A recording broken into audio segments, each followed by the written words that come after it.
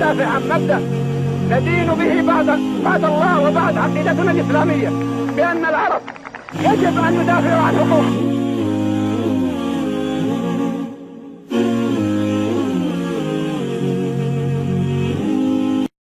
دوائر كثيرة أجنبية وحتى عربية تتحدث أن ثم تداولا للمملكة العربية السعودية في الصفقة التي توصف بها الصفقة بالنسبة للقضية الفلسطينية. لا أحد يستطيع أن يشك في موقف المملكة الداعم تماما للقضية الفلسطينية منذ عهد الملك المؤسس عبد العزيز بن عبد الرحمن آل سعود. وأي واحد يشك في موقف المملكة العربية السعودية لا يعلم تاريخ المملكة أو موقف المملكة.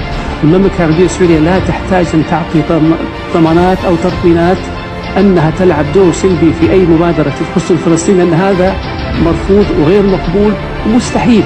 أكبر دليل والشاهد على موقف المملكة هو الشعب الفلسطيني وعلى رأسهم الرئيس محمود عباس.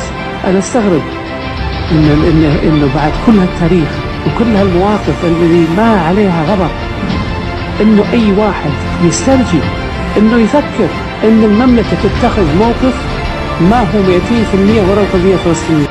أنا بيومين حتى معي صاحب الجلالة الملك سلمان بكلمتين قال لي إحنا معكم من عهد عبد العزيز واللي بدكم إياه إحنا معكم فيه، يعطيك العافية.